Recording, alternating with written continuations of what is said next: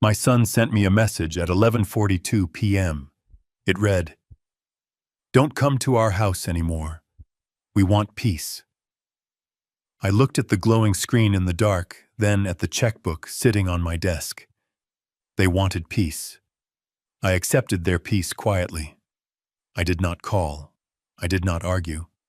I simply turned off the lights. But the next morning, he knocked on my door with an invoice in his hand. He thought I was an ATM machine with a heartbeat. He forgot I was also the engineer who built the foundation he was standing on.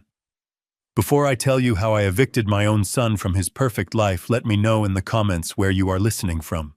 Hit subscribe if you believe respect is a two-way street. I am Douglas Carter, 68 years old. For 40 years, I worked as a structural engineer. My job was to calculate loads, stress points, and braking thresholds. I built bridges that could withstand hurricanes and skyscrapers that could survive earthquakes, but I failed to see the structural fractures in my own home until the roof was already collapsing on my head. It was a Tuesday night. The house was quiet, the kind of silence that feels heavy when you live alone. I was in the garage, the smell of sawdust and varnish filling the air. I was fixing a small wooden bookshelf for my grandson Leo.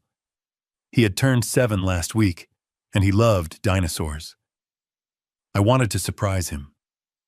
I was sanding down a rough edge on the top shelf when my phone buzzed on the workbench. It vibrated against the wood, a harsh, intrusive sound. I wiped the sawdust from my hand and picked it up. It was a text from Brandon. My only son. The boy I had raised alone after his mother passed away 2 decades ago. The message was short. Brutal. Dad, Brittany and I have talked. You come over too much. It is overwhelming. We need space to be a family without you hovering. Don't come to the house anymore unless you are specifically invited. We want peace. I read it twice, then a third time. I waited for the follow-up text. The one that said, "Just kidding," or the one that said, "Sorry, wrong number." But the screen just went black. I stood there in the cold garage. My hands were still rough from the sandpaper. I thought about the last time I visited. It was 2 days ago. I had brought over a bag of organic apples because I knew Brittany liked juicing. I had fixed the leaking faucet in their kitchen because Brandon didn't know how to use a wrench. I played with Leo for 20 minutes while they sat on their phones. I didn't think I was hovering. I thought I was being a father. I thought I was being a grandfather. I looked at the wooden shelf. I had spent 3 weeks building it. I carefully placed the sandpaper down. I didn't throw the phone. I didn't scream. Engineers don't scream. We analyze the data. I walked into the kitchen and poured myself a glass of water. On the refrigerator, held up by a magnet from a pizza place, was a calendar. I looked at tomorrow's date. The 15th.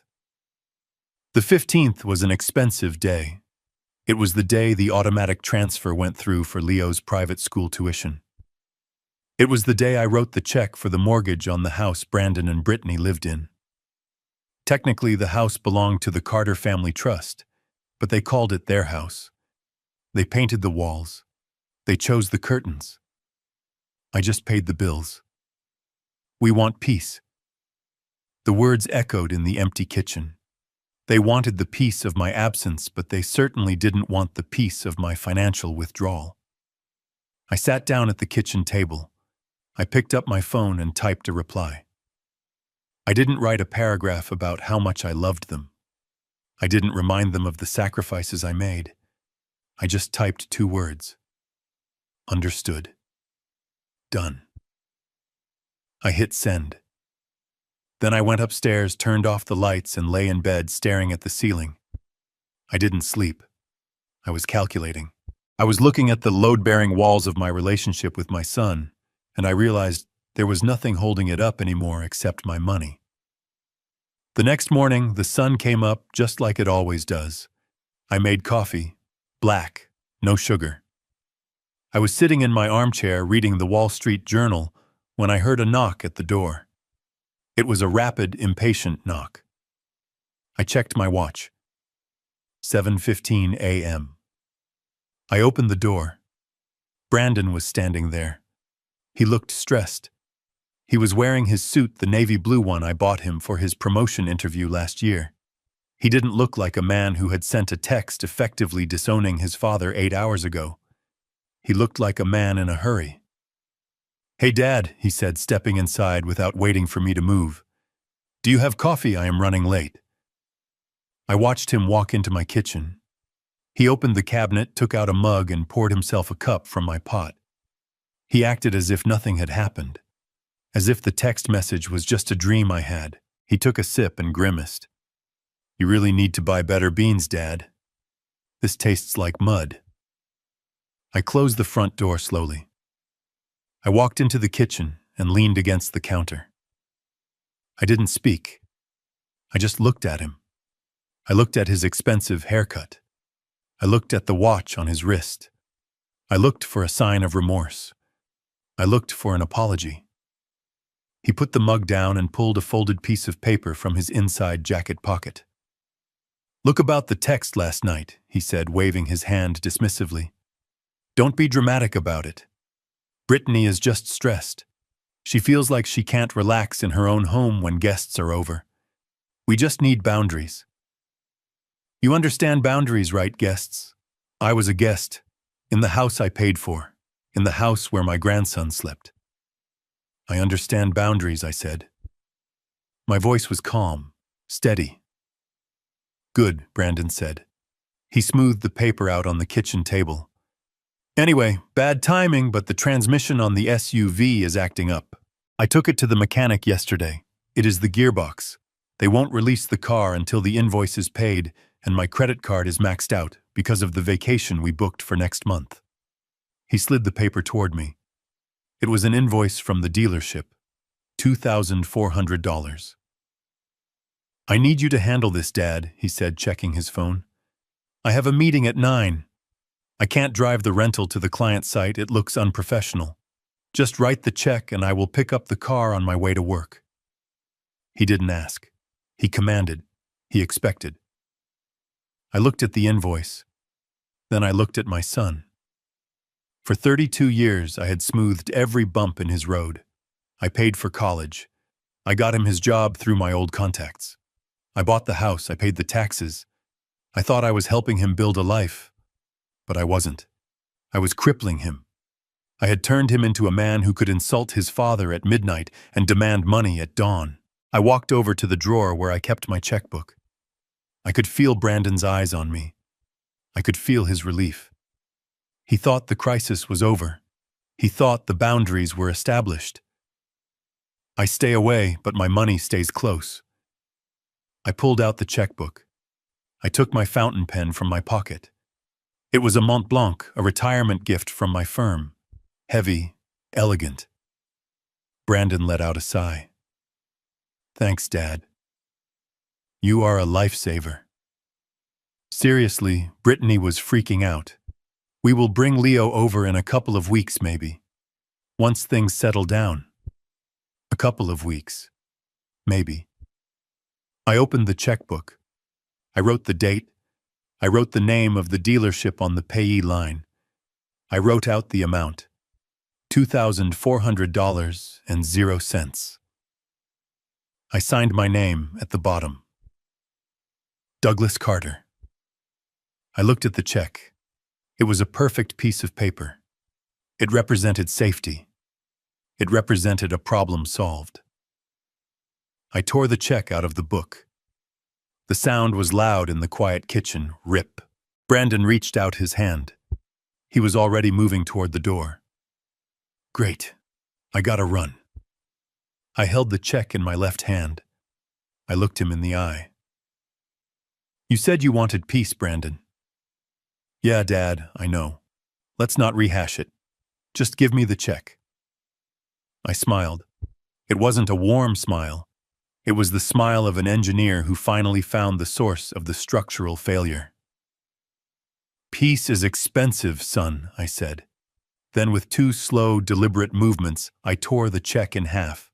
Then I put the halves together and tore them again. Brandon froze. His hand was still outstretched, hovering in the air. His mouth opened, but no sound came out. He looked at the confetti of blue paper falling from my fingers onto the linoleum floor. "Dad," he whispered, "what are you doing?" "I am respecting your boundaries," I said. "You want to be a separate family. You want to be independent. You want distance.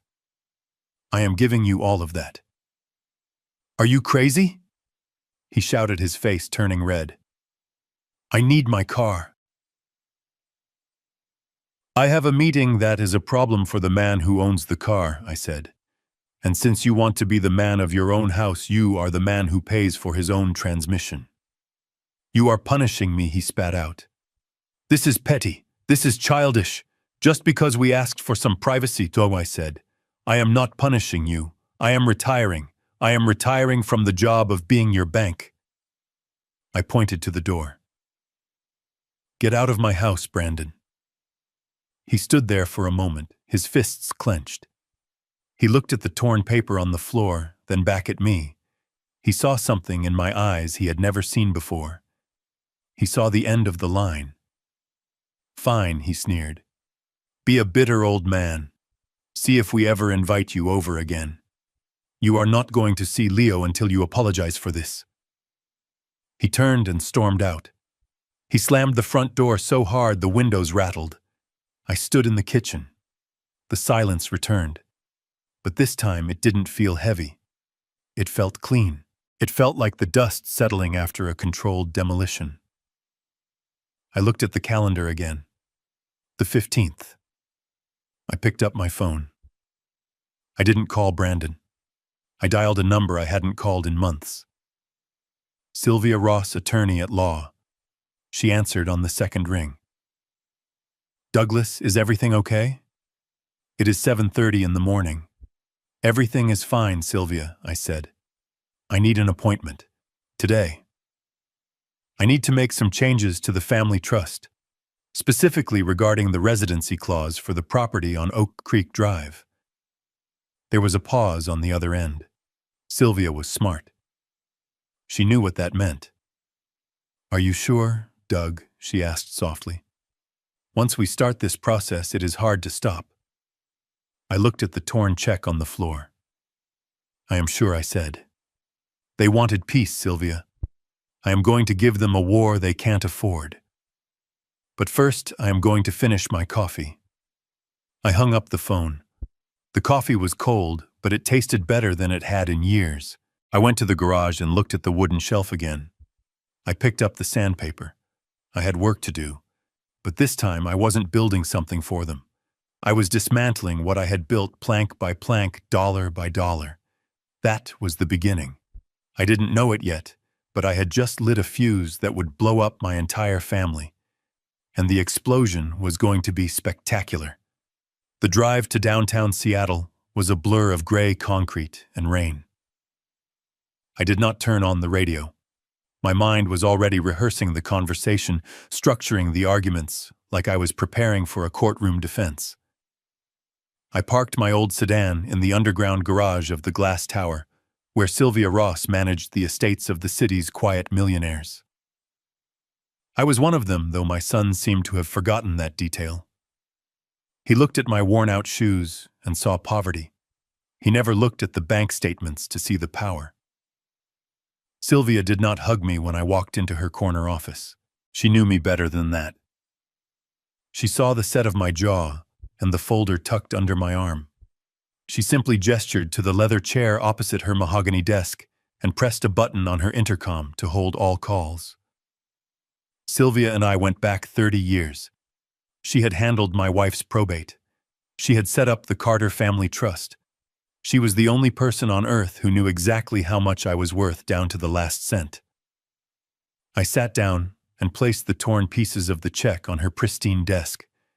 They were the only chaotic element in the room. "I am activating Clause 14B, I said. Sylvia paused. Her hand hovered over her laptop. She looked at the torn paper, then up at me over the rim of her reading glasses. Her eyes were sharp, analytical. "Clause 14B. she repeated slowly. The harmony and respect clause. Douglas, we wrote that in as a nuclear option. We never intended for you to actually use it.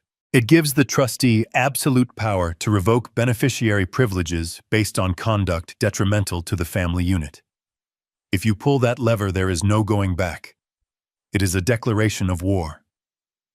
I leaned forward. I did not raise my voice. They declared war first, Sylvia. They just didn't think I had any ammunition. Open the file. I want to see the ledger. I want to see every dime I have spent on Brandon and Brittany in the last 5 years. Sylvia typed a few commands. The printer in the corner hummed to life. While it worked, she turned her screen toward me. It is ugly, Doug, she warned. I have been trying to tell you this for years, but you always waved me off. You called it helping. I called it hemorrhaging. I looked at the spreadsheet. The numbers were staggering. It wasn't just the mortgage on the house on Oak Creek Drive.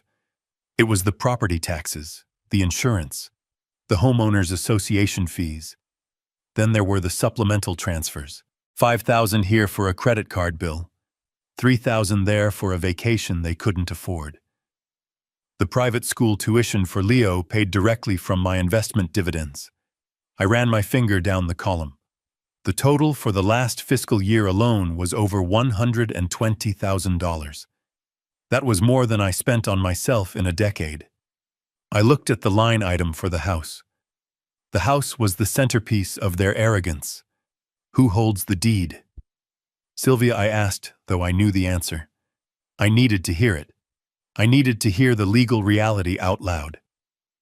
The Carter Family Trust holds the deed, she said, her voice crisp and professional. Brandon and Brittany are classified as resident beneficiaries. They have the right of occupancy solely at the discretion of the trustee. That is you. They do not own a single brick of that house. They don't even own the paint on the walls. And the employment contract, I asked. Sylvia pulled a second file. Brandon is listed as a consultant for your holding company. He receives a monthly stipend of $6,000. His job description is vague, mostly business development. Has he developed any business? I asked. Sylvia didn't answer. She didn't have to. The silence was the answer. I sat back. I felt a cold knot in my stomach. It wasn't anger anymore. It was shame. I had created this monster. I had fed it with checks and silence. I had taught my son that money was like rain, something that just fell from the sky whenever he needed it. I had robbed him of the struggle that makes a man a man. Now I had to be the drought. Draft the documents, I said. Sylvia took a deep breath. She pulled a yellow legal pad toward her. Okay, let's be specific. What are we cutting? Everything, I said. The word hung in the air, heavy and absolute. Sylvia began to write, her pen scratching rhythmically against the paper. First, I continued, my voice steady, I want a notice to quit. Revocation of resident beneficiary status for the property on Oak Creek Drive. Give them 30 days. That is the legal minimum. Correct, Sylvia said, not looking up. 30 days to vacate. If they refuse, we file for formal eviction on day 31. It will go on public record. It will destroy their credit score and their ability to rent anywhere decent. Are you prepared for that? I thought about the text message. We want peace. I am prepared, I said. Next, the consulting contract. Terminate it immediately. Use the at-will clause. No severance. He has been paid for work he never did for 5 years. That is his severance. Sylvia nodded, turning the page. And the tuition, she asked softly. This is the hard one, Doug.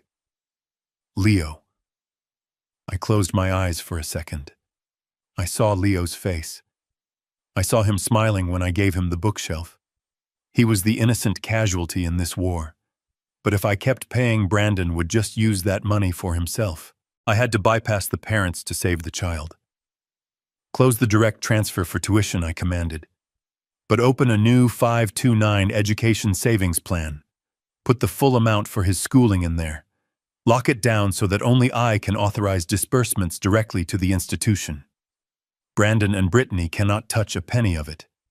If they want to keep him in that private school, they can pay the monthly fees themselves. If they can't, the money will be waiting for Leo when he goes to college. Sylvia stopped writing. She looked at me with a strange expression. It was a mix of fear and admiration. "You have thought this through," she said. "I am an engineer, Sylvia. I don't start a demolition until I have calculated the blast radius. There is one more thing," I added. "The renovation loan." Sylvia frowned. "Which one? There have been 3. The one from 2 years ago. The $40,000 for the kitchen remodel.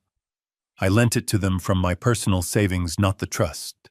There is a promissory note, isn't there?" "Yes," she said. "A demand note. Payable in full upon the demand of the lender." "Call it in," I said. Sylvia dropped her pen. "Doug," she whispered. "If you call in that note, and they can't pay, which we know they can't, you can garnish Brandon's wages. You can place a lien on any assets societal they actually do own. You will bankrupt them within a week." I stood up and walked to the window. I looked down at the city below. People were rushing to work, worrying about bills, worrying about their futures. My son was probably sitting in his office right now, bragging to his colleagues about his new car, confident that his father would fix everything by lunchtime. "He told me he wanted to be independent," I said to the glass. "He told me I was suffocating them. I am just giving him some fresh air." I turned back to Sylvia. "Execute the documents, Sylvia. All of them. Send the notice to quit via certified mail. I want the courier to put it in his hand. I want a signature required." Sylvia typed for 20 minutes. The sound of the keys was like a machine gun in the quiet office. I sat there and watched the printer spit out page after page of legal destruction. These weren't just papers. They were the end of my son's childhood. He was 32, but his childhood was ending today at 10:45 a.m. on a Tuesday. She slid the stack of documents across the desk.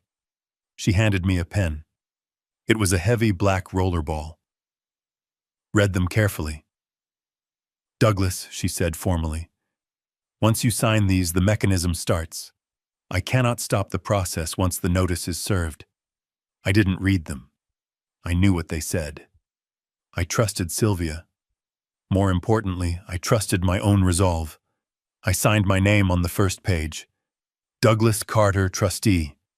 I signed the second page. Douglas Carter, lender. I signed the third page. Douglas Carter, father. The last signature was the hardest.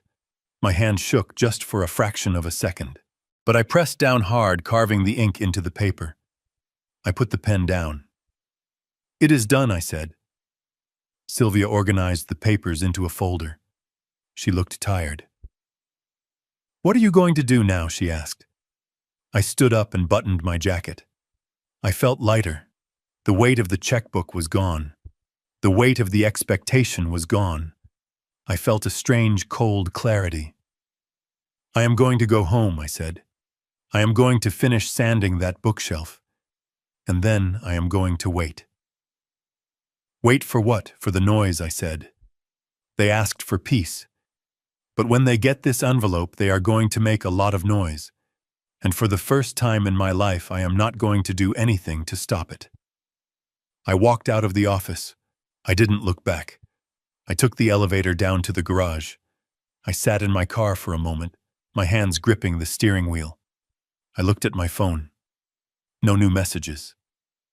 Brandon was probably still waiting for me to call him about the car. He probably thought I was sulking.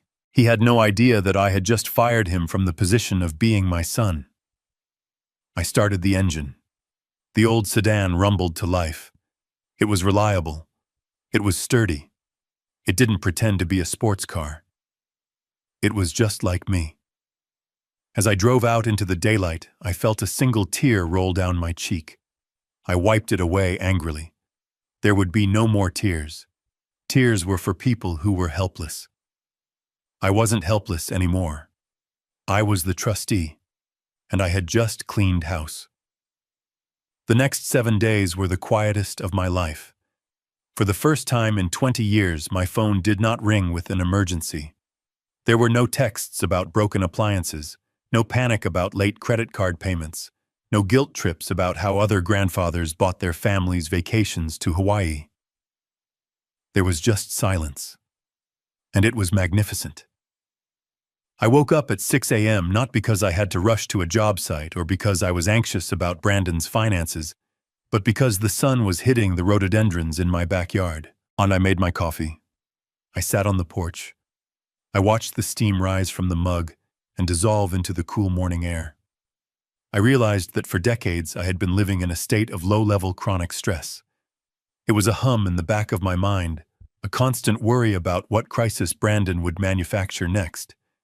Now the hum was gone. I started walking in the mornings. I walked down to the pier and watched the fishermen prep their boats.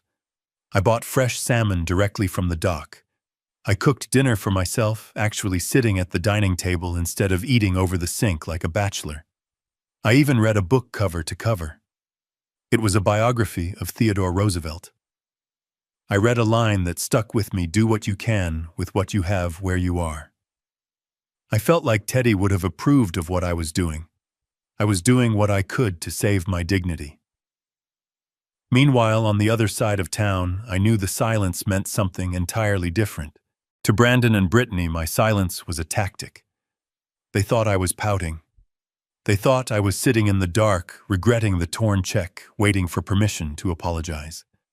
They were probably telling their friends that I was having a senile episode. They had no idea that the notice to quit was currently sitting in a mail sorting facility, making its way toward their front door like a slow-moving torpedo. It was Friday afternoon when the silence finally broke. I was in the living room organizing my old vinyl records. I had just put a Dave Brubeck jazz album on the turntable when the phone rang. The screen flashed a picture of Leo. My heart jumped for a second, thinking it was my grandson. But then I saw the name underneath. Brittany. I let it ring 3 times. I lowered the volume on the record player, but I didn't turn it off. I wanted the background music. It kept me calm. It reminded me that this was my house and I was in control. I slid my finger across the screen. "Hello," I said. "Hi, Dad." Brittany's voice was high-pitched, practically vibrating with forced cheerfulness.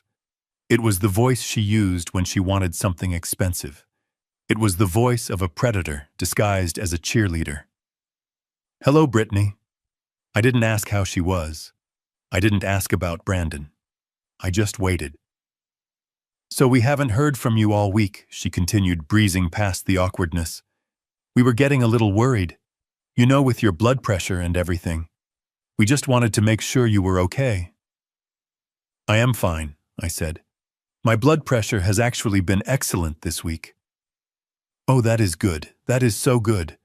Listen, the reason I am calling is that we are finalizing the plans for Leo's birthday party next Saturday. Can you believe he is going to be 8? Time flies, right?" She paused, waiting for me to coo and get sentimental. I remained silent.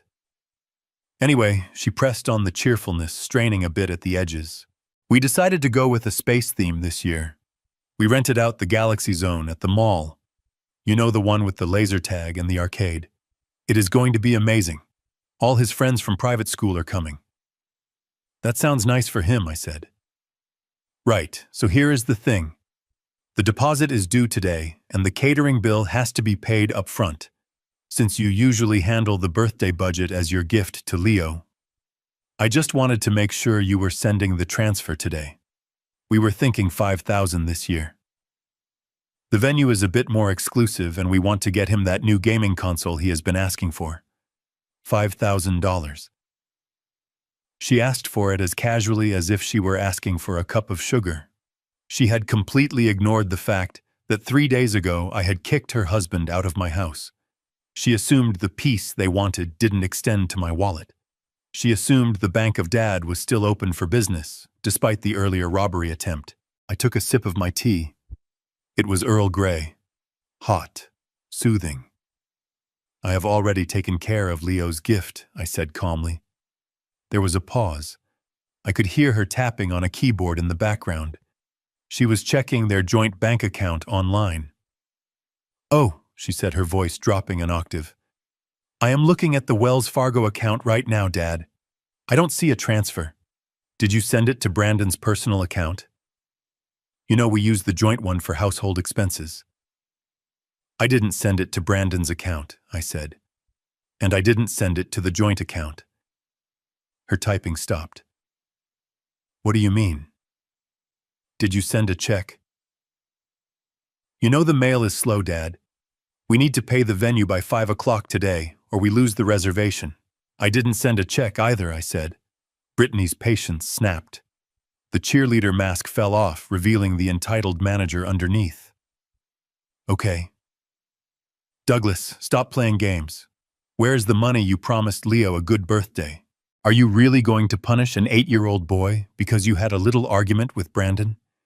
That is low even for you." I leaned back in my armchair. The Dave Brubeck saxophone solo was reaching a crescendo. "I am not punishing Leo," I said. "I have given him the most valuable gift I could possibly give. I put $10,000 into a 529 education savings plan in his name this morning." Silence. Absolute stunned silence. What?" she asked, her voice flat. "A 529 plan," I repeated, enunciating clearly. "It is a tax-advantaged investment account for future education costs. The money is locked. It grows with compound interest until he turns 18. It can only be used for college tuition books or vocational training." But that doesn't help us now," she shrieked. Her voice cracked, revealing the desperation underneath. "We need the money for the party. We already invited everyone. We promised Leo the party." "Then you should pay for the party," I said. "You and Brandon have jobs. You are parents. Parents pay for parties. Grandparents contribute to futures." "You can't do this," she yelled. "We don't have $5,000 lying around. We spent our liquidity on the down payment for for other things. You have to undo it. Take the money out of that stupid fund and transfer it to us. Now I cannot do that." "Brittany," I said, my voice hardening. "The fund is irrevocable. Even if I wanted to take it back, there would be massive penalties. But I don't want to take it back. For the first time, I know exactly where my money is going. It is going to Leo. Not to a party planner. Not to a car dealership. Not to your closet. It is going to the boy." "You are ruining everything," she screamed. "You are a selfish, bitter old man. I am going to tell Leo that his grandfather didn't care enough to give him a party. I am going to tell him you ruined his birthday." "You can tell him whatever you like," I said. "But when he is 18 and looking at a debt-free degree, he will know who actually cared about him." "I am going to put Brandon on the phone," she threatened. "He can't afford to talk to me right now," I said. "He should probably save his minutes for job hunting." "What is that supposed to mean?" she snapped. "It means, Brittany, that the party is over. In every sense of the word." I hung up. I didn't just press the end call button. I placed the phone face down on the table with a sense of finality. My heart was beating a little faster, but it wasn't from fear. It was from adrenaline. It was the rush of a man who finally stood his ground. I picked up my tea again. My hand was steady. $10,000. It was double what they had asked for. But it was safe. It was beyond their reach. They couldn't spend it on sushi dinners or designer handbags. It was a fortress of cash built around my grandson's future, and they didn't have the key. I imagined the scene in their house right now. Brittany throwing her phone. Brandon pacing the floor, running his hands through his hair. They were scrambling. They were realizing that the safety net they had bounced on for a decade had suddenly vanished. They would have to cancel the fancy venue. They would have to have the party in the backyard with homemade cake. It would be a tragedy for their social image, but it would probably be a better party for an 8-year-old boy. But the real storm hadn't even hit them yet.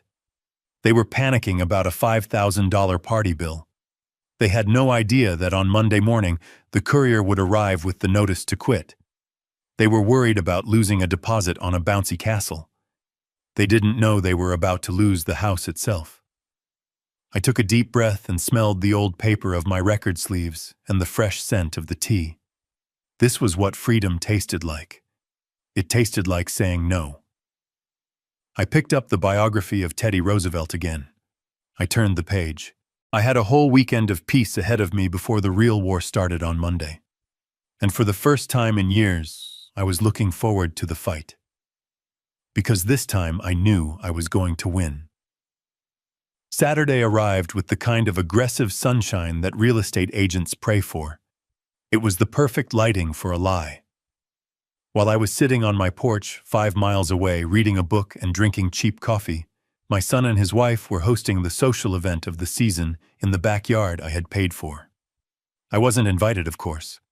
I was the ghost at the feast, the invisible financier, whose existence was necessary for the checks to clear, but whose presence was considered a social liability.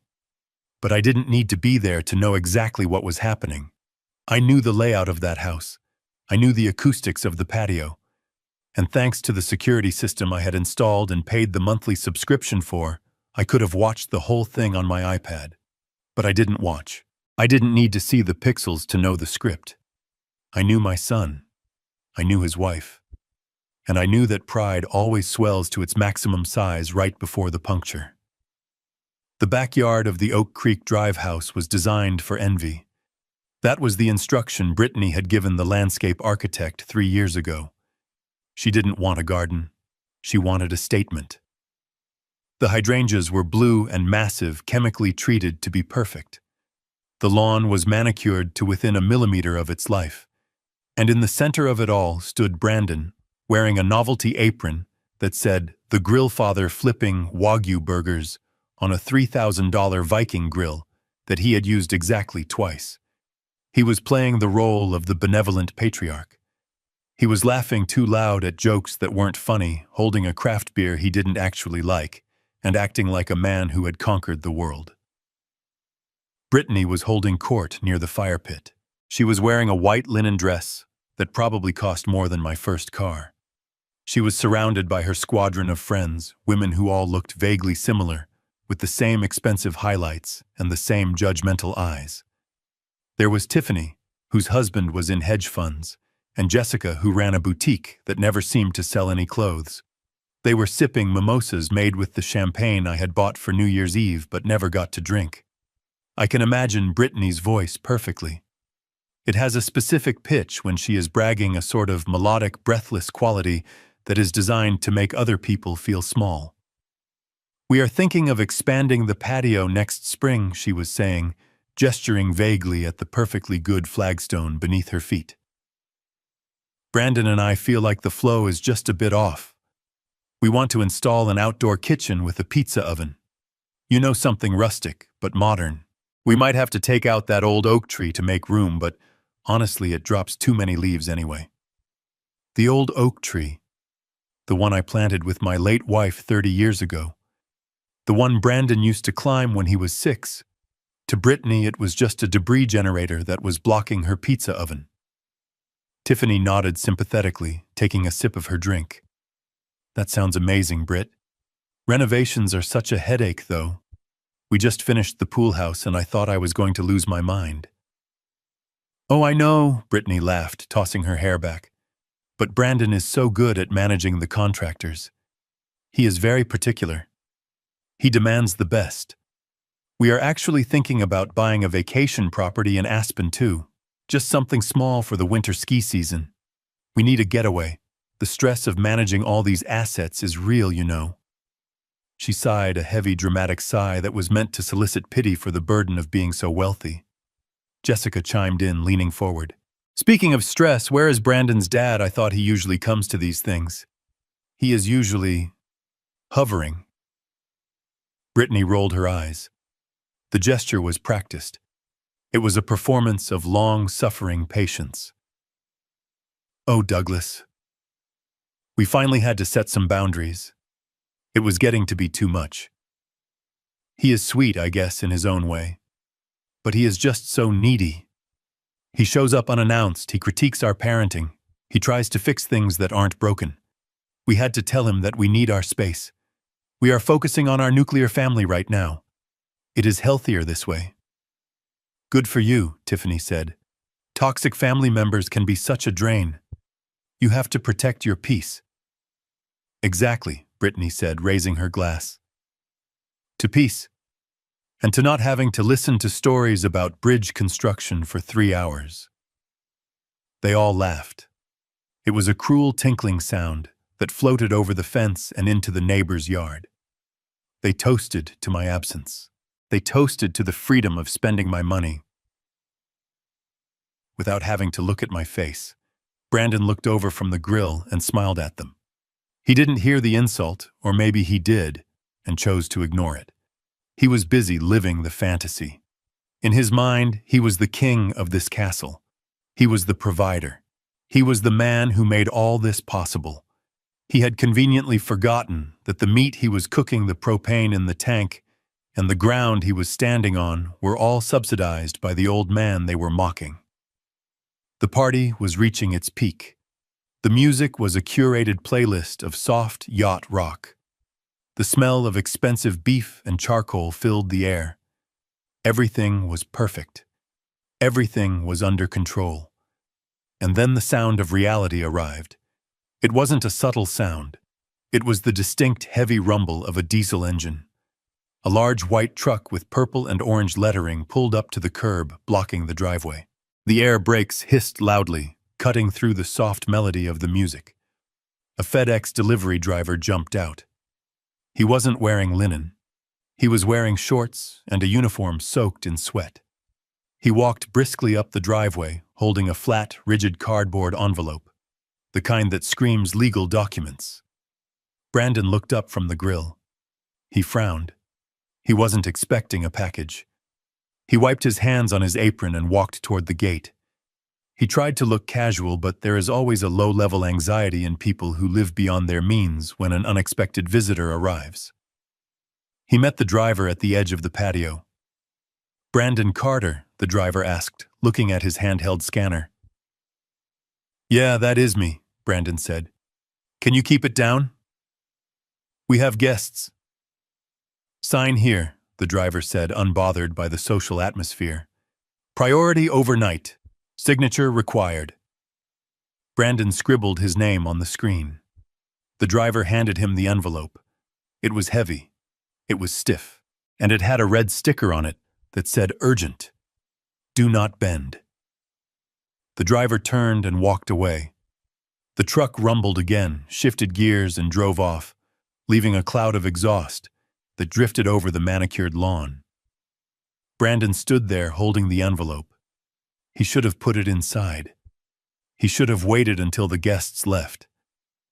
But curiosity is a dangerous thing. And deep down, fear is even stronger. He looked at the return address. Ross and Associates Attorneys at Law. Sylvia. Brandon's heart must have skipped a beat. He knew Sylvia. He knew she was my lawyer. He probably thought it was the check. He probably thought I had come to my senses, realized I was being petty about the car repair, and sent a cashier's check via lawyer to save face. A smile touched his lips. He thought he had won. He turned his back to the guests, shielding the envelope with his body. He pulled the tab on the side. The cardboard ripped with a sharp zipping sound. He pulled out the documents. There were 3 of them. The first one was not a check. It was a formal letter on thick, cream-colored stationery. At the top in bold capitalized letters were 3 words that changed the atmospheric pressure of the entire afternoon. Notice to quit. Brandon blinked. He read it again. He couldn't process the words. Notice to quit, that was something landlords gave to tenants who didn't pay rent. That was something that happened to poor people. That didn't happen to Brandon Carter, the Vice President of Business Development, the owner of the Viking Grill. He read the first paragraph. Dear Mr. Carter, Please be advised that your status as a resident beneficiary of the property located at 2405 Oak Creek Drive is hereby revoked, effective immediately pursuant to Clause 14B of the Carter Family Trust. You are hereby required to vacate the premises and surrender possession of the property to the trustee Douglas Carter within 30 days of the receipt of this notice. Failure to vacate will result in immediate eviction proceedings. The color began to drain from Brandon's face. It didn't happen all at once. It started at his lips, which turned a pale shade of gray, and then spread to his cheeks. His hands began to shake. The paper rattled in the slight breeze. He quickly flipped to the second document. Maybe it was a mistake. Maybe it was a joke. The second document was even worse. Notice of intent to sell real property. This notice serves to inform you that the property is being listed for sale on the open market. A real estate photographer will be arriving on Monday at 9 a.m. to document the interior and exterior of the home. As the current occupant, you are required by law to maintain the property in show-ready condition and allow access to potential buyers with 24 hours notice. Selling. The word hit him like a physical blow to the stomach. We were selling the house. His house. The house he had just told his friends he was planning to expand. The house where he was currently hosting a party to celebrate his own success. He looked at the third document. It was a copy of the promissory note for the kitchen renovation. $40,000. Stamped in red ink across the front was one word: default. Brandon felt the world tilt. The smell of the burgers suddenly made him nauseous. The laughter of the guests sounded distorted, like he was hearing it underwater. He looked around the yard. He saw Tiffany admiring the hydrangeas. He saw Jessica topping off her mimosa. He saw the illusion he had built, and he saw the bulldozer coming to crush it. 30 days. He didn't have 30 days. He didn't have $30. He had maxed out his credit cards. He had zero savings.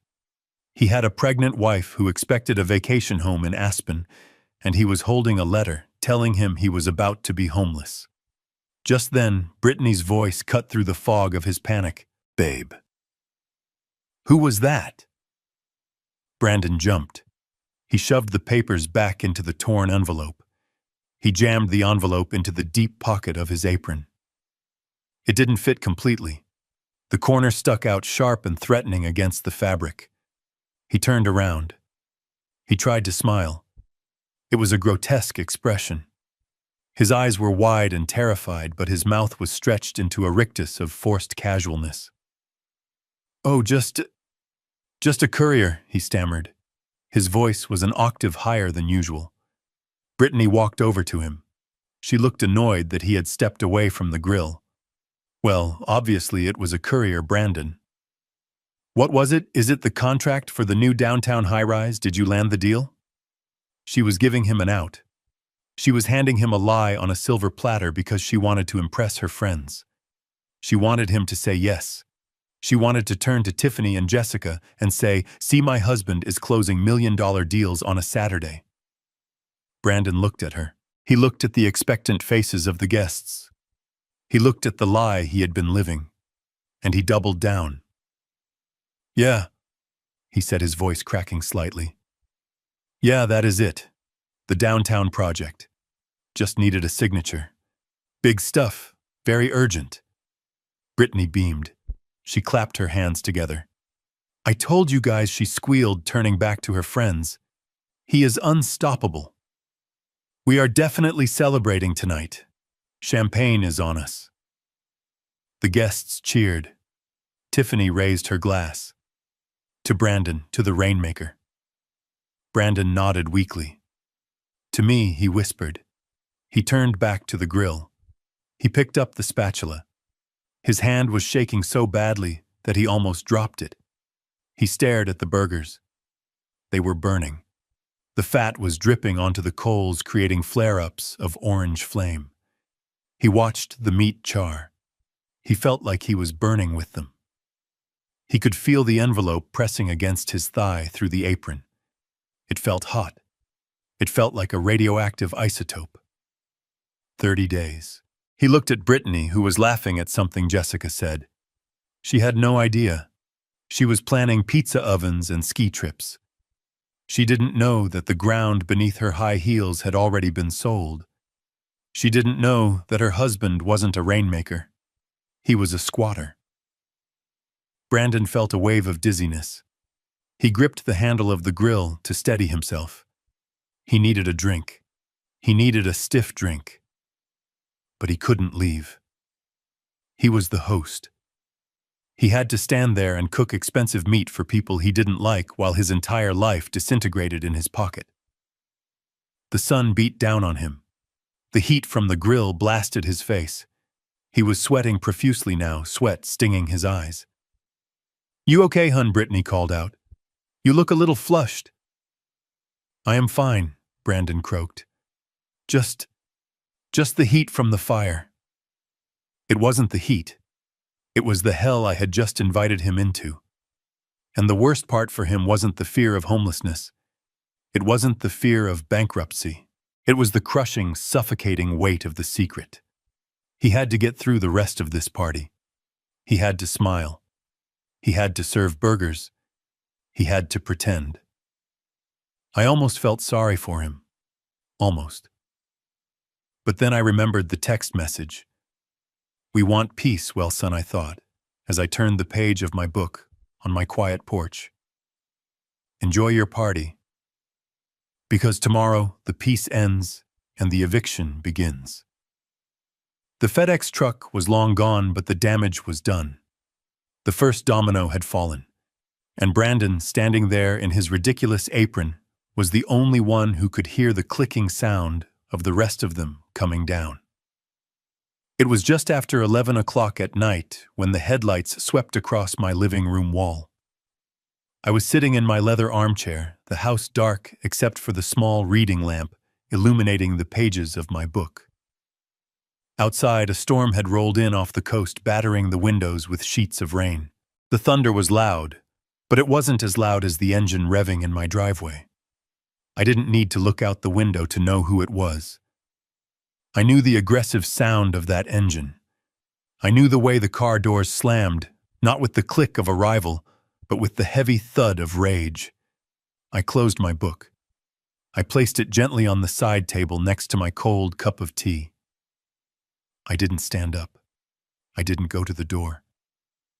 I sat there and waited. I wanted them to come to me. I wanted them to cross the threshold of my sanctuary and bring their chaos into the light where I could dissect it. The pounding on the door began seconds later. It wasn't a knock. It was a physical assault on the wood. Bam, bam, bam. "Open the door," it was Brandon's voice. It was cracked and raw, straining against the wind and the rain. "Open the door right now, Dad." I took a deep breath. I smoothed the fabric of my trousers. Then slowly, deliberately, I walked to the entryway. I unlocked the deadbolt. I didn't fling the door open. I turned the handle and pulled it back just enough to reveal them. They looked like a tragedy. Brandon was soaking wet. His expensive dress shirt was plastered to his chest, translucent and sad. His hair, usually styled to perfection, with gel, was dripping water into his eyes. Brittany stood behind him, shivering in her thin linen dress, her arms crossed tightly over her chest. Her mascara had run down her cheeks in dark, jagged lines, making her look like a weeping doll. They didn't wait for an invitation. Brandon pushed past me, his shoulder colliding with mine hard enough to make me stumble back a step. Brittany followed him, bringing a gust of cold, wet air and the smell of expensive perfume mixed with ozone into my hallway. "You are insane," Brandon shouted. He spun around to face me, water flying from his hair onto my hardwood floor. "You are actually legally insane. Do you know what you did today? Do you have any idea what you did?" I closed the door calmly. I locked the deadbolt again. The click was loud in the sudden silence of the hallway.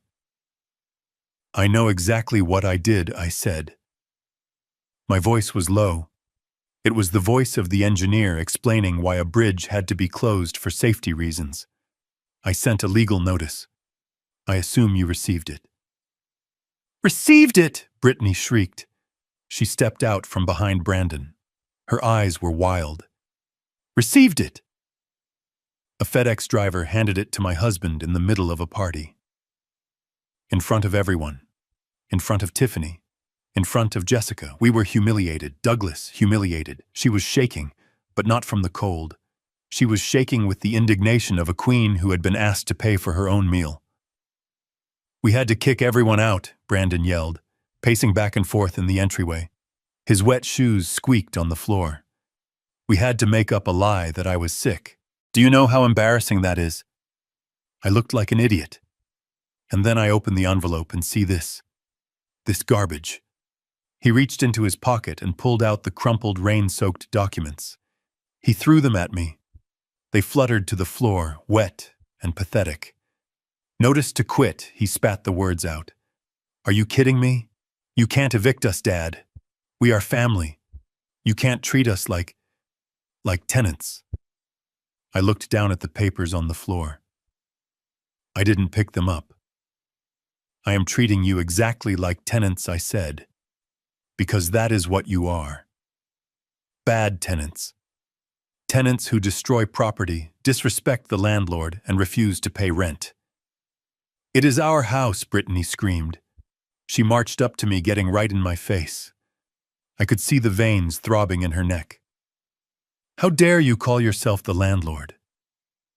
We live there. We made that house a home. I painted the nursery. I chose the backsplash in the kitchen.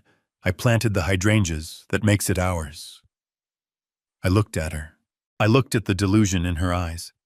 She genuinely believed that picking out a color at a hardware store transferred legal ownership of $1 million asset. Brittany, I said, keeping my hands clasped behind my back. Painting a wall does not give you the deed. Choosing a backsplash does not sign the mortgage. You have lived there for 5 years, rent-free. That was a gift, a privilege, and today the privilege expired.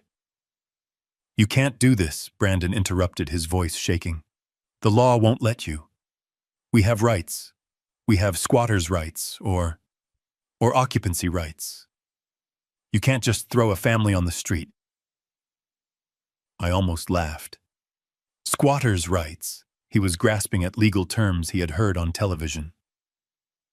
I suggest you read the documents again, I said. I didn't write them. Sylvia Ross wrote them. And you know Sylvia.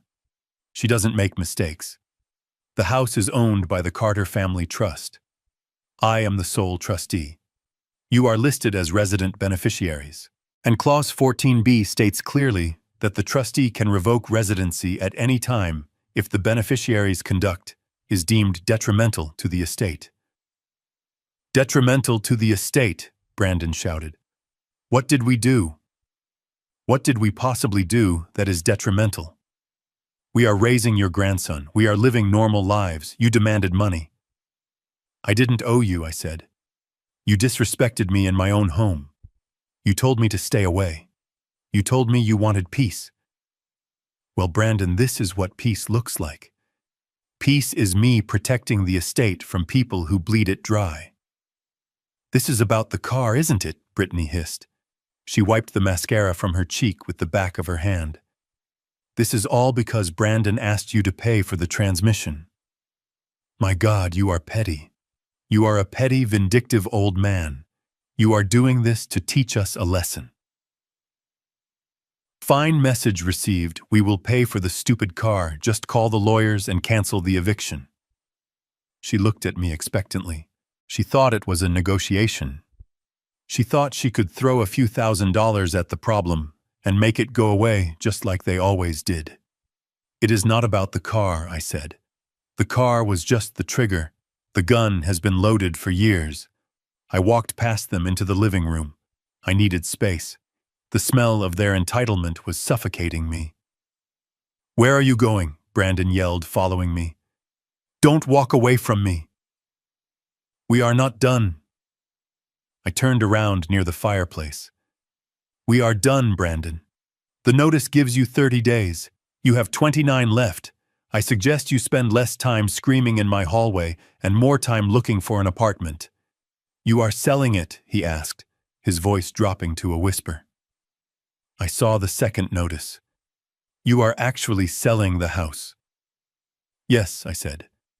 The photographer comes on Monday. I expect the house to be clean. If it is not, I will hire a cleaning crew and deduct the cost from the final accounting of the trust. You can't sell it, he pleaded. We were going to expand the patio. We were going to build a pizza oven. It is our dream house, Dad. Then you should have bought it, I said coldly. But you didn't buy it. I did. I bought it with money I earned working 60-hour weeks while you were playing video games in college. I bought it to give you a head start, not a free ride. We added value, Brittany shouted from the hallway. We renovated the kitchen. That marble countertop cost $12,000. We put our own money into that. Your own money, I asked. Or the $40,000 I lent you 2 years ago, the loan you never paid back. She went silent. Her mouth opened and closed like a fish out of water. That is right, I continued. I remember the loan. I remember the promissory note. And guess what that is called in too? You owe me $40,000 plus interest. If the house sells for a profit, I might be generous and deduct your debt from the proceeds. But don't expect a check. You are underwater, Brittany. You just haven't realized you are drowning yet. Brandon sank onto the sofa. My leather sofa. He put his head in his wet hands. He looked small. He looked like the little boy who used to come to me when he broke a window playing baseball expecting me to fix it. But I wasn't the fixer anymore. I was the demolition crew. Dad, please, he wept. His shoulders shook. You can't do this to Leo. He loves his room. He loves that house. If we have to move, he will have to change schools. He will lose his friends. Do you want to hurt your grandson? Is that what you want? The weaponization of the child. I knew it was coming. It was their last resort. The human shield. Leo will be fine, I said, my voice steady, though my heart ached at the mention of his name. Leo is resilient. What Leo needs is not a fancy room or a private school he only attends because his grandfather pays for it. What Leo needs is to see his father stand on his own 2 feet. He needs to see his parents struggle and survive instead of just taking and demanding. You are ruining his life, Brittany screamed. She rushed into the room and stood over Brandon, protecting him. You are a monster. You are jealous because we are young and happy, and you are old and alone. That is what this is. You want us to be miserable like you. I looked at them. Young and happy, they were miserable. They were drowning in debt, keeping up appearances for people who didn't care about them, and terrified of a future they hadn't prepared for. I am not miserable, Brittany, I said. I am free. And soon you will be free too, free of the burden of a house you can't afford. Free of the delusion that you are wealthy. It will be hard. It will be painful. But it might just save you. Save us, Brandon looked up. His eyes were red and swollen. You are destroying us. I will lose my job. If I get evicted, if I have a judgment against me. My company does background checks, Dad. I work in finance construction. I can't have a lien on my record. Then you better start packing, I said. Because the clock is ticking. He stood up. The sadness in his eyes vanished, replaced by a cold, hard anger. It was the anger of the entitled man who realizes the world doesn't obey him. Fine, he said. You want a war, you got one.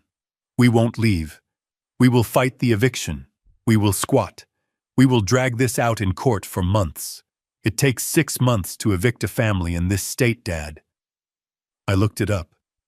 And in the meantime, we won't let you see Leo. Not once. You will never see him again. I nodded slowly. I expected this. You can try, I said. But remember who pays for the lawyers. I have Sylvia Ross. I have the resources to fight this for 10 years. Can you afford a retainer? Can you afford court fees? Or will you have to ask Tiffany and Jessica for a loan? Brandon flinched. And as for Leo, I continued, my voice dropping to a dangerous whisper. If you use that boy as a pawn, if you try to keep him from me, I will petition the court for grandparents' rights. And I will show the judge the financial records. I will show them the instability. I will show them that you are bankrupt and facing homelessness. Who do you think the court will side with, the solvent grandfather with a trust fund, or the unemployed father with a maxed-out credit card? Unemployed, Brandon frowned. I am not unemployed. I looked at him with genuine pity. Check your email on Monday morning, son. What? What did you do? He stepped closer, panic rising in his voice again. I am the silent partner, Brandon, I said. The investor group that backs your firm, that is me. That is my capital. I pulled my funding yesterday. The restructuring starts Monday. He stared at me. The horror was total. He looked like a man who had just watched the ground open up and swallow him whole. You fired me. I didn't fire you, I said. I just stopped paying for your job. There is a difference. If you are as good as you say you are, if you are a real rainmaker, another company will snap you up in a heartbeat. Right. He didn't answer. He knew the truth. He knew he was mediocre. He knew he only had the job because I made a phone call 5 years ago. Get out, I said. They didn't move. Get out of my house, I roared. It was the first time I raised my voice. The sound bounced off the walls, startling them. Brittany grabbed Brandon's arm. Come on, she said, her voice trembling. Let's go. He is crazy. He is actually crazy. We will call a lawyer in the morning. We will sue him for everything. She pulled him toward the door. Brandon stumbled, looking back at me over his shoulder.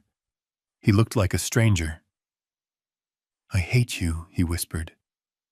I know, I said. They walked out into the rain. The door didn't slam this time.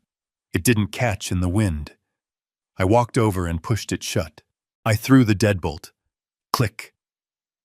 I leaned my forehead against the cool wood of the door. My heart was pounding in my chest like a sledgehammer. My hands were shaking. I wasn't made for this. I wasn't a fighter. I was a builder. I wanted to fix things, not break them. But sometimes, to fix a foundation that is rotten to the core, you have to tear the whole house down. I turned off the porch light. I went back to my chair. The tea was cold. The book lay open to the same page. The silence returned to the house, but it felt different now. It wasn't the peaceful silence of the morning. It was the heavy, charged silence of a battlefield after the first volley of cannons has been fired. They were gone. But the war had just begun. I picked up my tea and took a sip. It was bitter. Good, I whispered to the empty room. I sat there in the dark, listening to the rain wash away the tire tracks in the driveway. While 5 miles away, my son and his wife were driving back to a house that wasn't theirs, to sleep in a bed they didn't own, waking up to a future they never saw coming. Monday was going to be a very long day. Monday morning arrived like a gavel coming down on a judge's bench. It was sharp, definitive, and it demanded order. While I sat in my kitchen, sipping coffee and watching the rain streak against the window, 2 simultaneous disasters were unfolding 5 miles apart.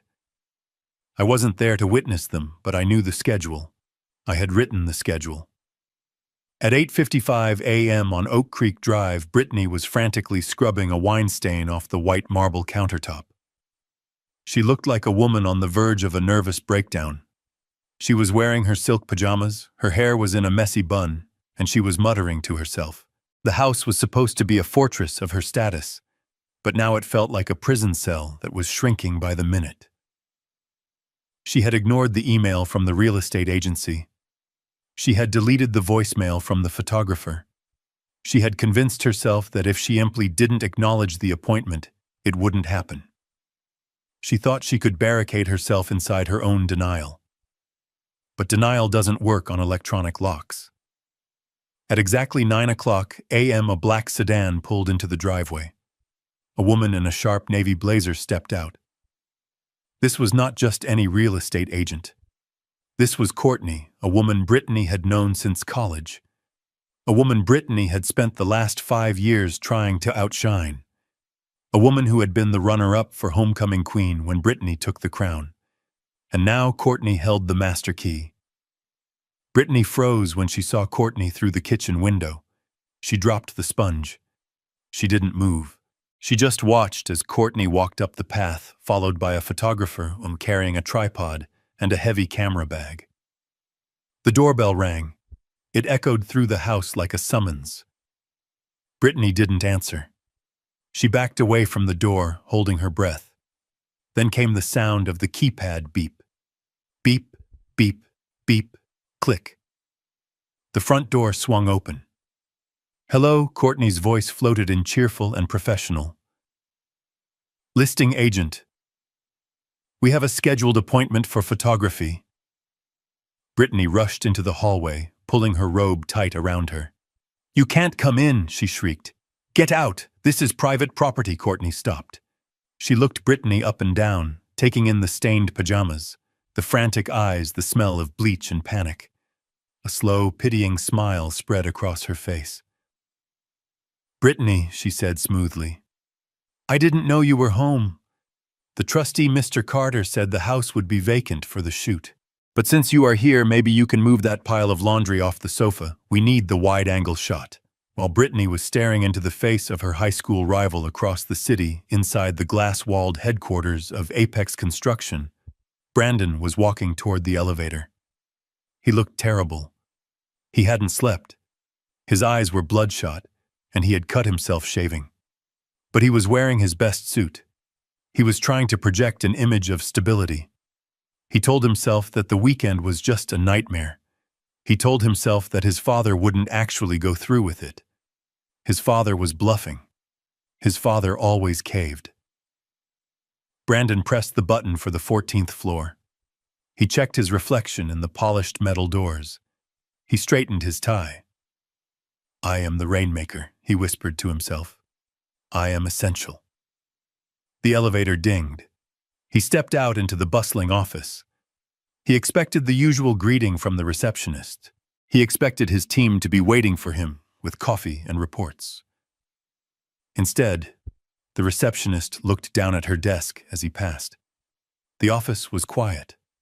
Too quiet. People were typing, but their eyes were darting toward him and then quickly away. It was the atmosphere of a funeral. Brandon walked to his office. He reached for the handle. It was locked. He frowned. He tapped his keycard against the reader. The light flashed red. Denied. He tapped it again. Red. Denied. "Hey, Sarah," he called out to his assistant who was sitting 10 feet away. "My card is demagnetized. Can you let me in?" Sarah didn't stand up. She looked at him with an expression of pure discomfort. "I can't, Brandon," she whispered. "Mr. Sterling wants to see you. In the boardroom. Now." Back at the house, the invasion was in full swing. The photographer was setting up lights in the living room, moving Brittany's carefully curated throw pillows as if they were trash. Flash bulbs were popping, capturing every corner of the space she claimed was hers. Brittany stood in the kitchen, cornered by Courtney. "You can't do this, Courtney," Brittany hissed. "We are not selling.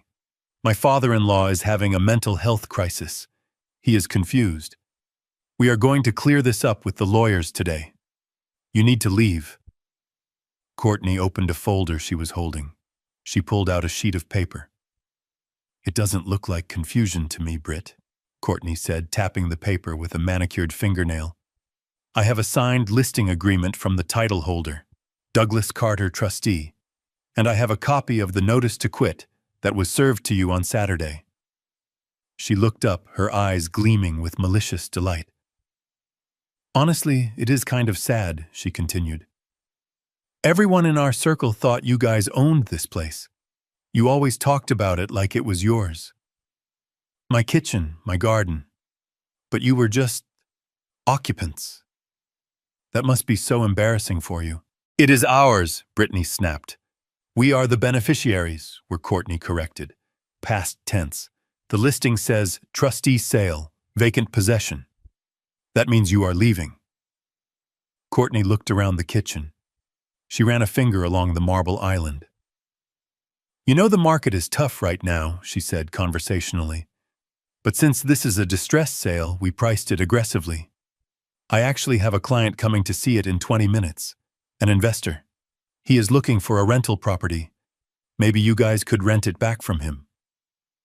Although checking your credit, probably not. Brittany felt tears pricking her eyes. She wanted to scream. She wanted to slap the smug look off Courtney's face. But she couldn't. Because Courtney was right. Courtney had the paperwork. Courtney had the power.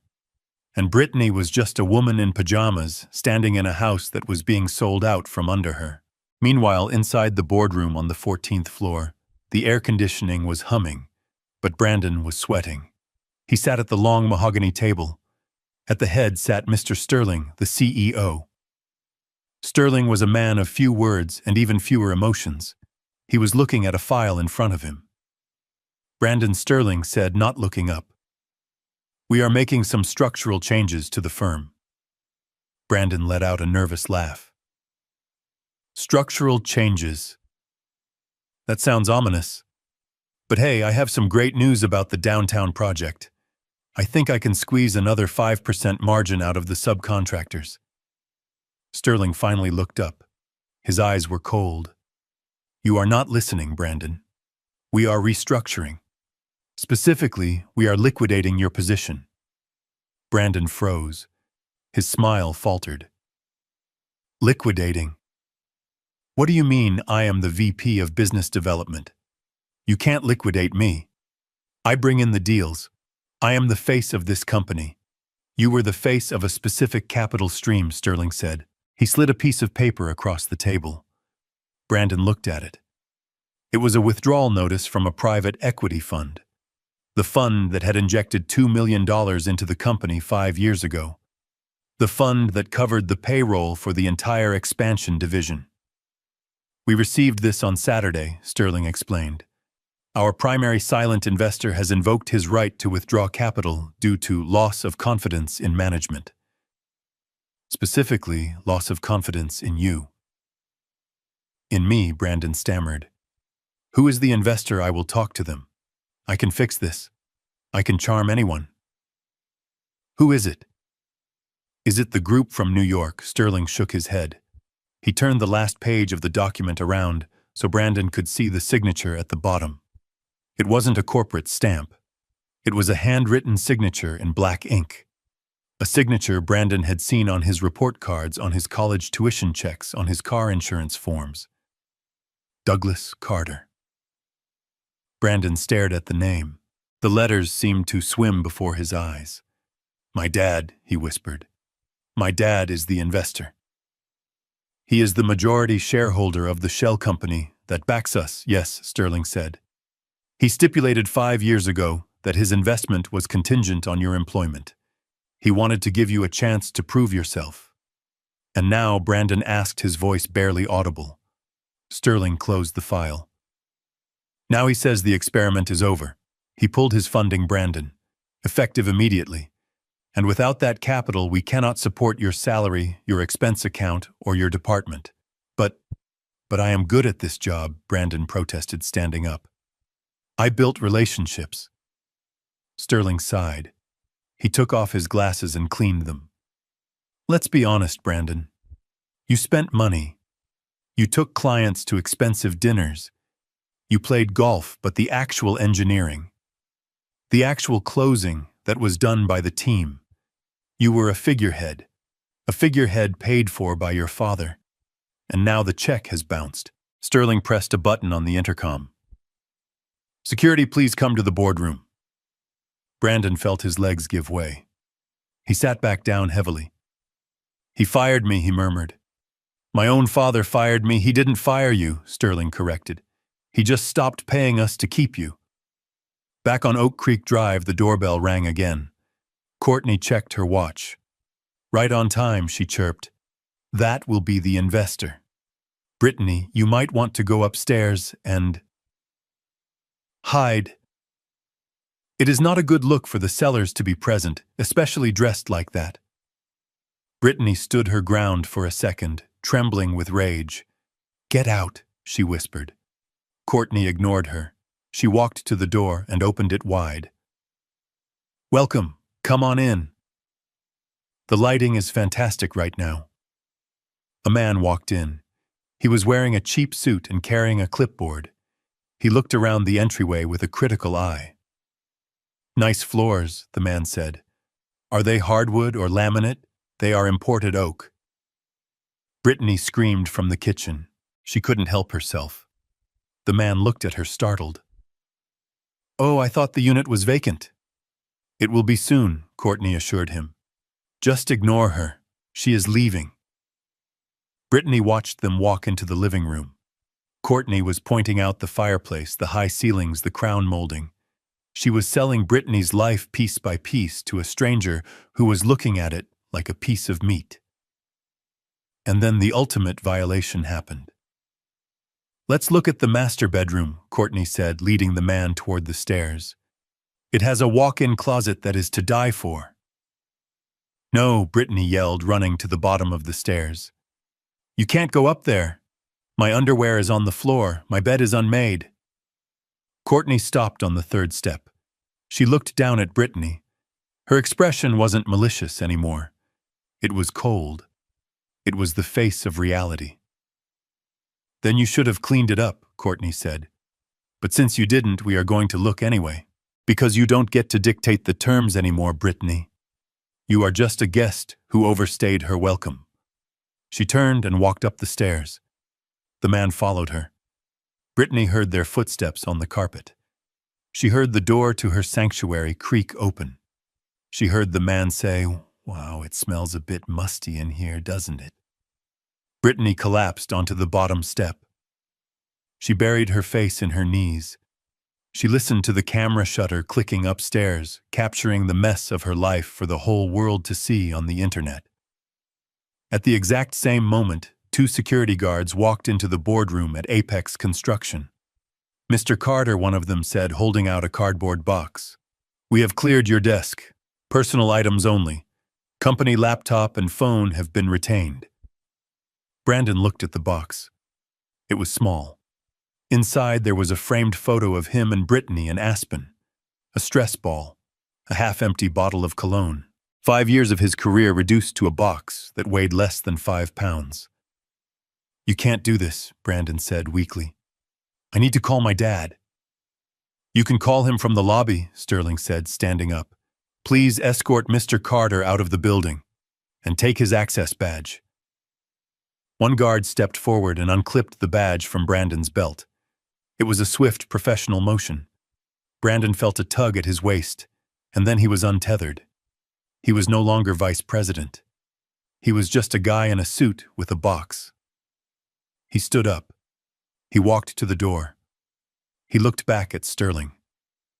Tell him he is ruining my life. Sterling looked at his paperwork. He didn't look up. I think that is the message he sent you, Brandon. Brandon walked out into the hallway.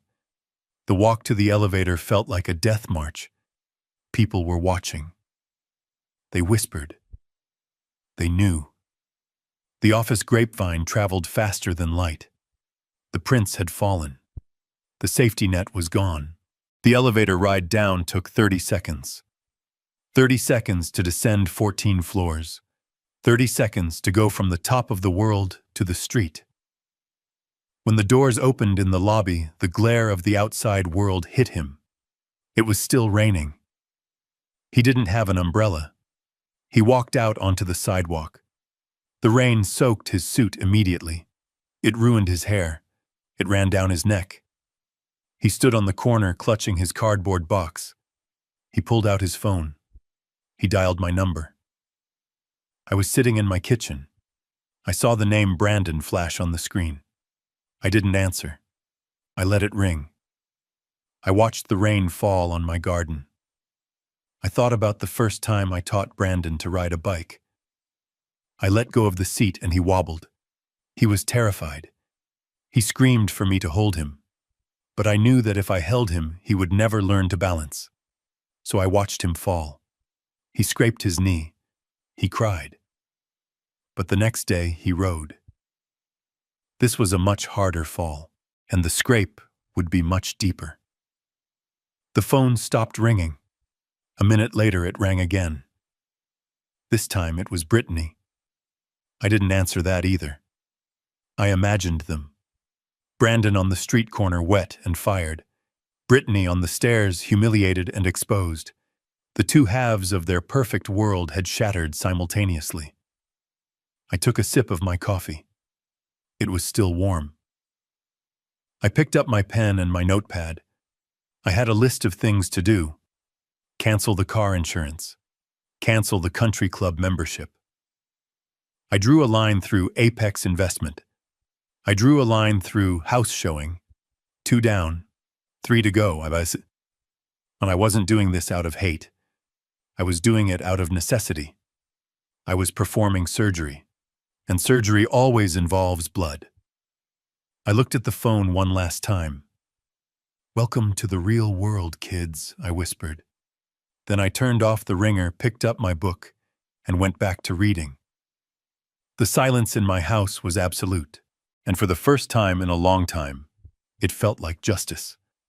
The conference room at Ross & Associates was designed to intimidate. It was situated on the 42nd floor with floor-to-ceiling windows that offered a panoramic view of the city I had helped build. But inside the room, the atmosphere was airless. The air conditioning hummed with a low, menacing vibration. The mahogany table was long and polished to a mirror finish, reflecting the distorted faces of the people sitting around it.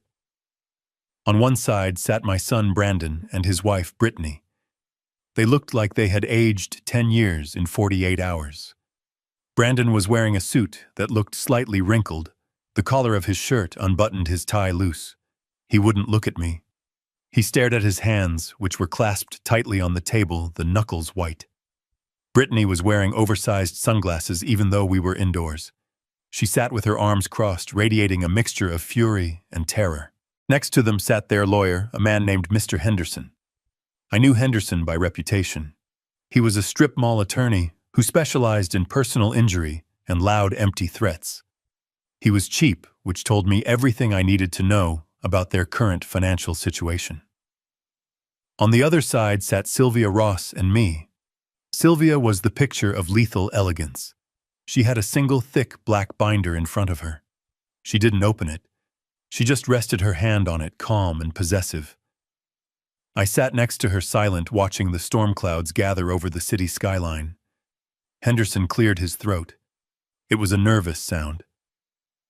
"Let's not waste time," he said, trying to project confidence.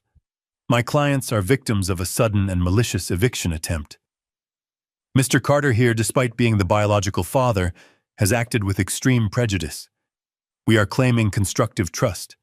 We are claiming equitable interest. Brandon and Brittany have lived in that house for 5 years. They have treated it as their own. They have poured their blood, sweat, and tears into that property. You cannot simply throw them out because of a family squabble." He leaned back, looking satisfied with his opening statement. Sylvia didn't blink. She didn't look at Henderson. She looked at Brandon. "Blood, sweat, and tears," she repeated softly. "That is a poetic phrase, Mr. Henderson. But in a court of law, we prefer receipts." She opened the black binder. The snap of the metal rings echoed in the room like a gunshot. Brittany took off her sunglasses. Her eyes were red-rimmed. "We renovated the kitchen," she blurted out, her voice shrill.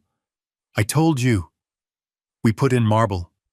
We landscaped the garden. That adds value, that makes us partners in the property." Sylvia turned the first page of the binder.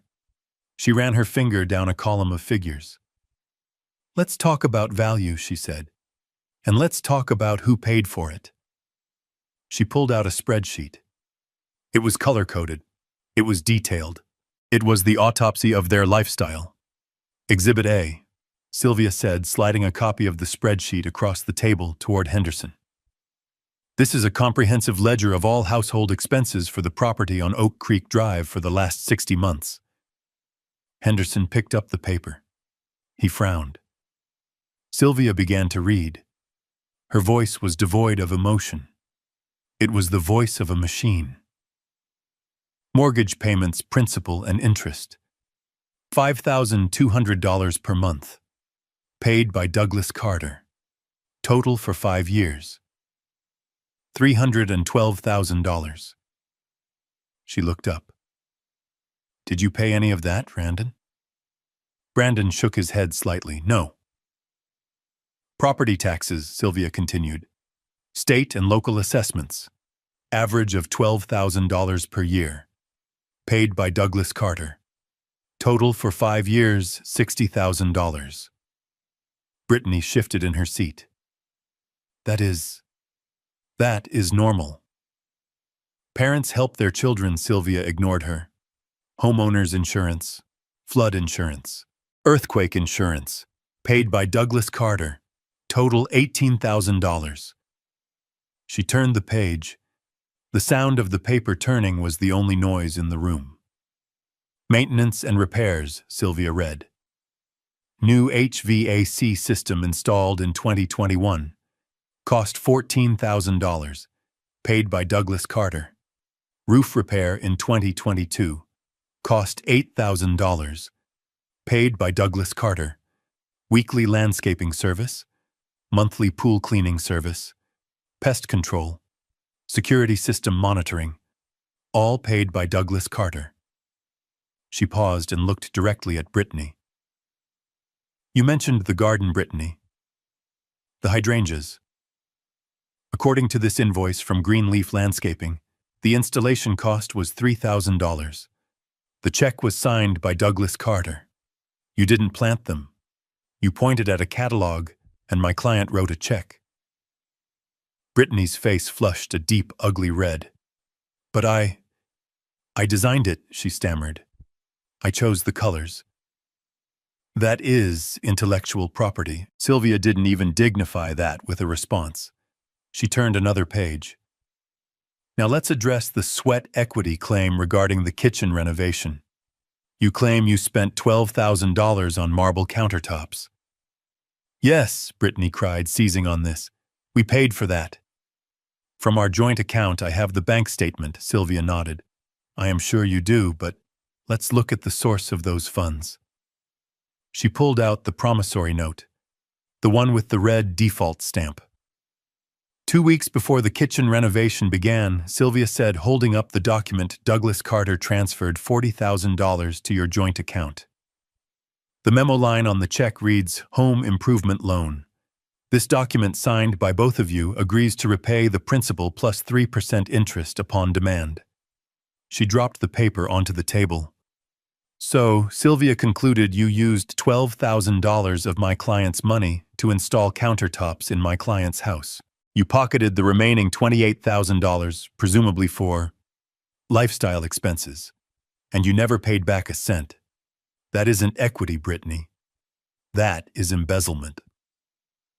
Henderson looked at the documents. He looked at his clients. He was beginning to realize he had walked into a slaughterhouse. Okay, look, Henderson said, wiping sweat from his forehead. Maybe the numbers are complicated. But there is an emotional component here. You are evicting a family with a young child. A judge is going to look at that and see a grandfather acting out of spite. We can argue unnecessary cruelty. We can argue that you created an expectation of permanent housing. I leaned forward. I placed my hands on the table. Expectation, I said. That is the word, isn't it? You expected it. You felt entitled to it. Brandon looked up at me. His eyes were pleading. Dad, stop. Please, we get it. You made your point. We are broke, okay? We are drowning. I lost my job. We have nothing. Just let us stay for a few months until I find work. Please. For Leo. For a second, I felt a twinge in my chest. He was my son. He was hurting. But then I remembered the text message. We want peace. I remembered the invoice for the transmission. I remembered the way they looked at me at the party like I was a wallet with legs. Sylvia cut in before I could speak. We are not here to discuss a lease extension, she said coldly. We are here to discuss the counterclaim. Counterclaim? Henderson asked. What counterclaim? Sylvia smiled. It was a shark's smile. Unjust enrichment, she said. She flipped to the back of the binder. She pulled out a final spreadsheet. This one had a single large number at the bottom circled in red. Since you are claiming that you were not guests, but rather tenants with rights, Sylvia explained, then we must apply the laws of tenancy, and tenants pay rent. She slid the paper across the table. The fair market rental value of a 4-bedroom home on Oak Creek Drive is approximately $3,000 a month. That is a conservative estimate. Since there was no formal lease agreement, and you are now claiming adverse possession rights, we are retroactively billing you for the use of the facility. Brandon's mouth fell open. You are charging us rent. For the past 5 years, Sylvia nodded. 5 years, 60 months, at $3,000 a month. That comes to $180,000. She tapped the paper.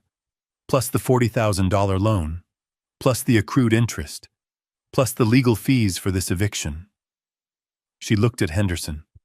The total debt your clients currently owe to the Carter estate is $235,400. The room went dead silent. The number hung in the air like a guillotine blade. $235,000. It was a fortune. It was a life sentence for a couple who couldn't even pay for a birthday party. Brittany started to hyperventilate. She clutched her chest. You can't do that.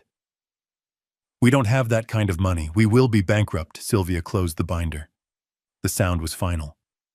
Then I suggest you accept our settlement offer, she said. Settlement? Henderson asked, his voice weak.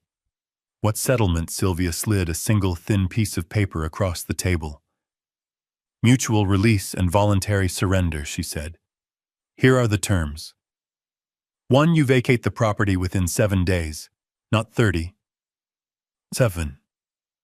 2. You leave the property in broom-swept condition. No damages. If you take so much as a light bulb, we sue. 3. You sign a waiver acknowledging that you have no claim, financial or otherwise, to the property or the estate. And in exchange, Henderson asked. In exchange, Sylvia said, Douglas Carter will forgive the debt. He will write off the $180,000 in back rent. He will write off the $40,000 loan. He will let you walk away with clean credit, zero debt to him, and the clothes on your backs. She leaned forward. But this offer expires when you walk out that door. If you go to court, if you file one single motion to delay the eviction, we withdraw the offer. We will pursue the full amount. We will garnish your future wages. We will place liens on any future assets. We will make sure that every dollar you earn for the next 20 years goes to paying back your father. She looked at Brandon. Do you want a fresh start, Brandon, or do you want to be an indentured servant to your own arrogance? Brandon looked at the paper. He looked at the spreadsheet with the staggering debt. He looked at Brittany, who was sobbing quietly into her hands. He realized finally that he wasn't playing a game. He was in a war against a superior force. He had brought a water pistol to a nuclear standoff. He reached for the pen. His hand was shaking so badly he could barely hold it. Dad, he whispered. He looked at me one last time. He wanted me to stop him. He wanted me to save him. He wanted me to say, just kidding, son. Here is a check. I looked him in the eye. I didn't blink. Sign it. Brandon, I said. It is the most expensive autograph you will ever give, but it is cheaper than the alternative. He signed. He signed away his claim to the house. He signed away his pride. He signed away the illusion he had lived in for 5 years. Brittany signed next. She didn't read it. She just scribbled her name, tears falling onto the paper, smearing the ink. Sylvia took the document back. She checked the signatures. She nodded. "Done," she said. "You have 7 days. The keys must be on the kitchen counter by noon next Monday. The locks will be changed at 12:01. Brandon stood up. He looked like a ghost. He looked at me, and for the first time I saw respect in his eyes. It was the terrified respect of a soldier who had just seen the general call in an airstrike. "Goodbye, Dad," he said. I didn't say goodbye. I didn't say good luck. "I will see you when I see you," I said. They walked out of the conference room. Henderson trailed behind them, looking like a man who just wanted to go home and rethink his career choices. When the door clicked shut, the silence returned to the room. It wasn't menacing anymore. It was peaceful. Sylvia let out a long breath. She opened the binder and took out the spreadsheet. She ripped it in half. "You know, we couldn't have actually collected that rent, right?" she said, a small smile playing on her lips. "Without a written lease, a judge might have thrown it out. It was a bluff, huh?" I stood up and walked to the window. I looked down at the city. The rain had stopped. The clouds were breaking. A single ray of sunlight was hitting the building across the street. "I know," I said, "but they didn't know." And that is the difference between those who build the world and those who just live in it. We know how the structure works. I turned back to her. "Send the photographer back, Sylvia. Tell him the house will be empty on Monday. And tell him to get a good shot of the kitchen. I hear the marble countertops are expensive." I walked out of the office. I took the elevator down. I stepped out onto the street. The air was fresh and clean after the storm. I took a deep breath. I didn't have a son to support anymore. I didn't have a mortgage to pay. I was 68 years old, and for the first time in my life, I was entirely, completely free. I walked to my car. I had a bookshelf to finish sanding. And after that, maybe I would take a trip. Maybe I would go to Aspen. I heard it was nice this time of year, and I could certainly afford it. The demise of my son's marriage did not happen in a courtroom. It happened in the driveway of the house on Oak Creek Drive exactly 48 hours after they signed the settlement papers. I wasn't there to see it, but the neighbors talk. In a quiet suburb, a shouting match on the front lawn is better than cable television. Mrs. Higgins across the street told me later that she had never seen a woman pack a Louis Vuitton suitcase with such violence. They say that money can't buy happiness, but the lack of it certainly clarifies your priorities. For 5 years, Brandon and Brittany had been united by a shared love of spending my money. They were partners in consumption. But when the credit line was cut, the partnership dissolved instantly. It turns out their vows should have said for richer or for richer, because poorer was definitely a deal breaker. The breakdown started the moment they walked out of Sylvia's office. According to the court filings that would come later, the car ride home was silent, until Brittany screamed that Brandon had tricked her. She yelled that she had married a provider, not a loser who gets fired by his own father. She accused him of fraud. She accused him of wasting her prime years. She didn't mourn the loss of their home or the trauma to their son. She mourned her social standing. She mourned the loss of the Aspen trip. By Wednesday, the moving trucks had arrived. But they weren't moving together. Brittany had called her parents. They lived in a modest house 3 states away, people she had largely ignored since she married Brandon. But now they were her escape hatch. She loaded her car with everything that could be sold. She took the silver. She took the artwork. She took the jewelry I had given her for anniversaries. She didn't pack Brandon's things. She didn't pack Leo's toys. She packed her own survival kit. The confrontation in the driveway was the finale. Brandon was standing by the trunk of the car pleading with her. He was trying to hold her hand. He was crying. He was asking her how they were going to get through this together. She laughed in his face. It was a cold, sharp sound that carried across the lawn. Together she shouted, "There is no together, Brandon. You are drowning and I am not going to let you pull me down with you. You have nothing. No job, no house, no inheritance. You are a sinking ship." She got into her car. She didn't look back at the house she had fought so hard to keep. She didn't look at the husband she had promised to love. She just put the car in reverse and backed out of the driveway, leaving tire marks on the pavement. She filed for divorce the next morning. She cited irreconcilable differences, but the real reason was simple math. 0 divided by 2 is still 0. She wanted custody of Leo, not because she wanted to be a full-time mother, but because she knew child support was the only revenue stream Brandon might still have. She didn't realize yet that 40% of an unemployment check wouldn't buy much champagne. Brandon was left standing in the driveway of an empty house. The silence that followed her departure must have been deafening. For the first time in his life, there was no one to blame. There was no one to yell at. There was just the reality of his own mediocrity staring back at him. He spent the next 2 days moving his things into a storage unit. He didn't have much. Without Brittany's decorations and my furniture, his life fit into the back of his rental car. On Monday at noon, exactly as Sylvia had demanded, he left the keys on the kitchen counter. He walked out of the house on Oak Creek Drive. He locked the door behind him. He got into his car and drove away. But he didn't go to a new apartment. He couldn't get approved for a lease. With no job, no savings, and a credit score that was in freefall, he was radioactive to landlords. He checked into the Starlight Motel on the edge of town. It was the kind of place where they charge by the week, and the towels are thin enough to read a newspaper through. The sign outside advertised color TV and free ice as if those were luxuries. I drove past it one evening just to see.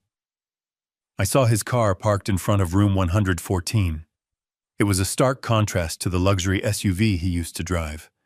It was a mid-sized sedan dented on the bumper filled with fast food wrappers.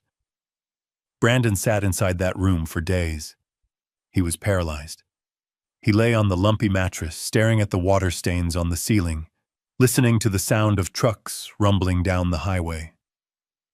He was experiencing the withdrawal symptoms of privilege. For 32 years, he had been insulated from consequence. Now, consequence was his roommate. He applied for jobs, but it was half-hearted. He was still waiting for the rescue. He checked his phone every hour, expecting a text from me. He expected me to say that the lesson was over, that he had suffered enough, and that I had rented him a nice condo downtown. But the phone never buzzed. Then came the final indignity. It was a Tuesday night, 2 weeks after the eviction. Brandon had fallen behind on the payments for his own car, the one purchase he had actually made himself, although he had used my co-signature to get the loan. When I cut him off, I also removed myself as the guarantor. The bank didn't waste time. He was sleeping when the tow truck arrived. The flashing orange lights cut through the thin curtains of room 114. He ran out in his boxer shorts, screaming. He tried to stop the driver.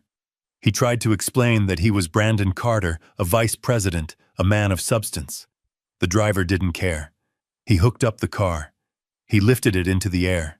Brandon stood in the parking lot of the motel, barefoot on the dirty asphalt, watching his last connection to the civilized world being dragged away. He looked small. He looked broken. The other motel guests watched from their windows, smoking cigarettes, unimpressed. To them, it was just another Tuesday. He walked back into his room. He sat on the edge of the bed. He looked at his reflection in the cracked mirror above the dresser. He didn't see the rainmaker anymore. He didn't see the grill father. He saw a man who had nothing but the change in his pocket and a box of cold pizza. That night, he hit the bottom. There is a specific sound a man makes when he breaks. It isn't a scream. It is a sob that comes from the gut, a sound of total absolute surrender. Brandon wept. He wept for his wife who had never really loved him. He wept for his house. He wept for the father he had taken for granted. He reached for his phone. He dialed my number. I was awake. I saw the call coming in. I let it ring. It wasn't cruelty. It was the hardest thing I have ever done. I wanted to pick up. I wanted to drive down there and pay the motel bill and buy him a new car. I wanted to stop his pain. But I knew that if I did, the pain would be wasted. If I saved him now, he would never save himself. He needed to sit in that darkness. He needed to know that he could survive it. The ringing stopped. He didn't call back. Instead, he did something I didn't expect. The next morning, Brandon put on his only remaining clean suit. He walked out of the motel. He walked 3 miles to the nearest bus stop.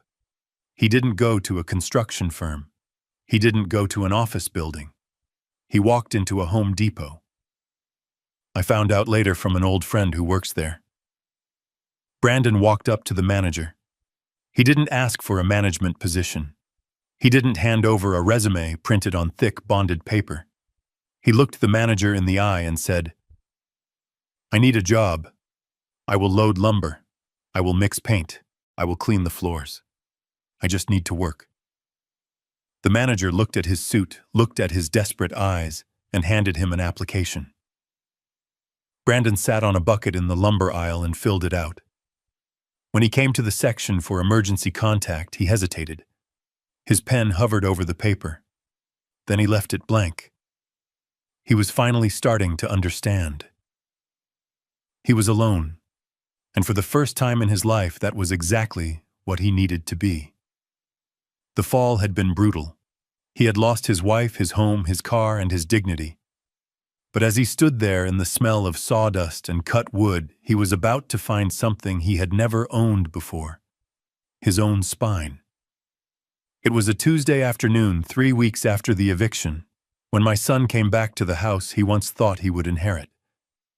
The hydrangeas were in full bloom, violent bursts of blue against the green leaves, completely indifferent to the human drama that had played out around them. I was on the porch, sanding the final corner of Leo's bookshelf.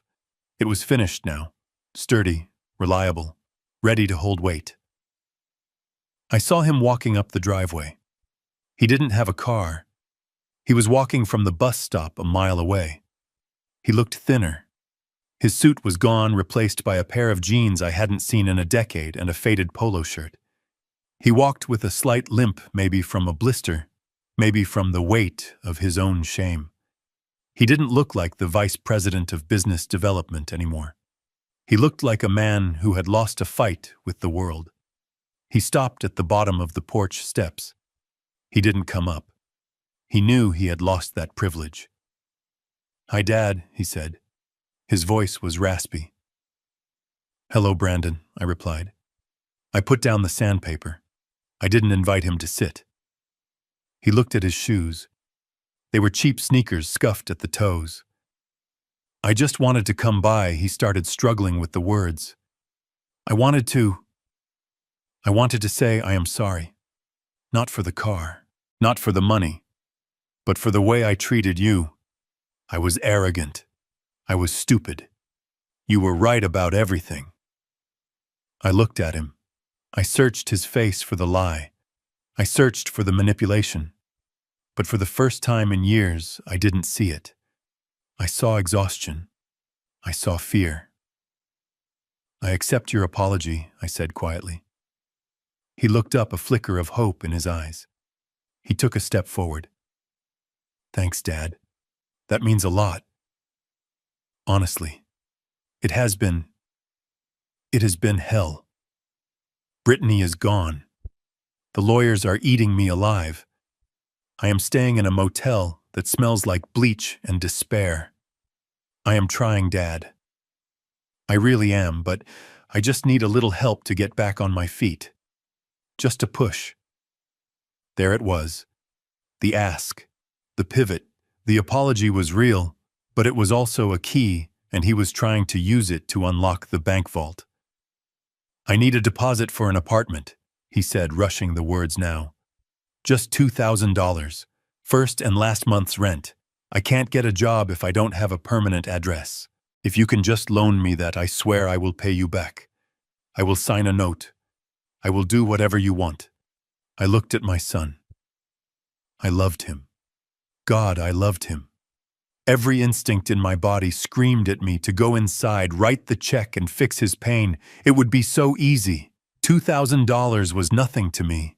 It was the price of peace. But I remembered the bookshelf. I remembered that if you use cheap wood for the foundation, the whole thing collapses when the load gets heavy. I had been the cheap wood for 30 years. I had to be the steel. I reached into my shirt pocket. I pulled out an envelope. Brandon's eyes locked onto it. He thought it was a check. He thought he had won. He let out a breath he had been holding, his shoulders sagging in relief. "I knew you wouldn't let me drown, Dad," he whispered. "Thank you." I walked down the steps. I stood in front of him. I held out the envelope. He took it. His hands were shaking. He tore it open, eager for the salvation inside. He pulled out the paper. It wasn't a check. It was a single page.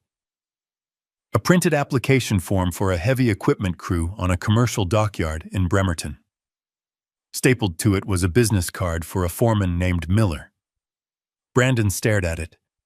He flipped the paper over, looking for the money. He looked back at the envelope. Empty. "What is this?" he asked, his voice trembling. "That is a job," I said. "I called Miller this morning. He owes me a favor from a project we did in '99. He is looking for general laborers. It is hard work, Brandon. You will be hauling steel cables in the rain. You will be waking up at 4 in the morning.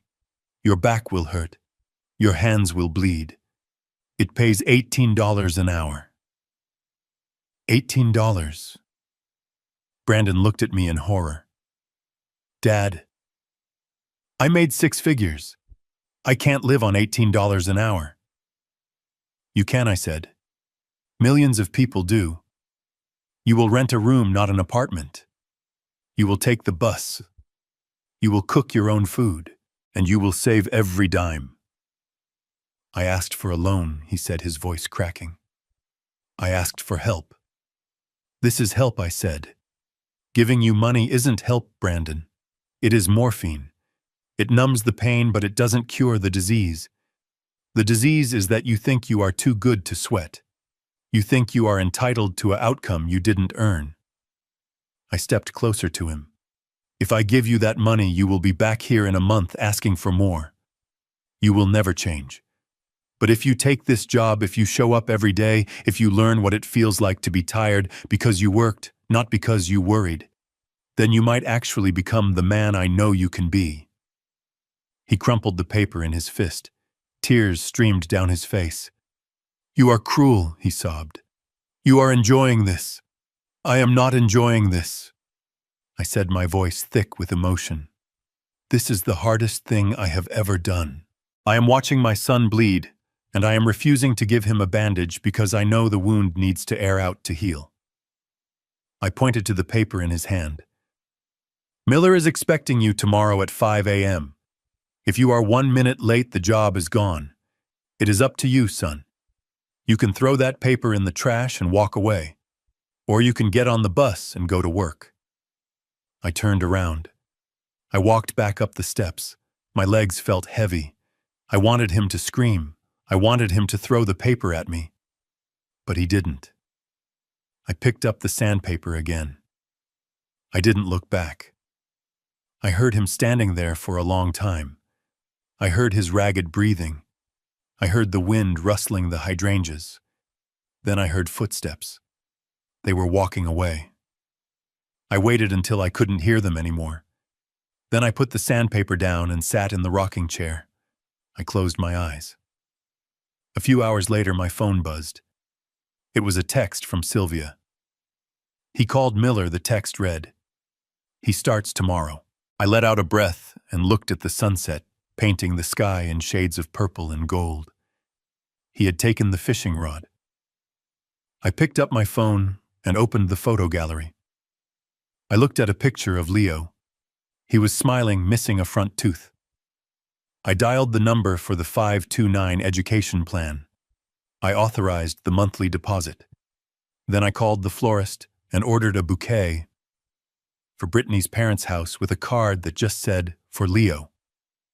I wasn't a villain. I wasn't a hero. I was just a father who finally learned the difference between love and enabling. People think love is a soft blanket. They think it is saying yes. They think it is shielding someone from the cold. But sometimes true love is a wall. Sometimes love is standing in the doorway and saying no so that the person you love has to find their own way through. It had cost me my relationship with my son, at least for now. It had cost me the illusion of a happy family.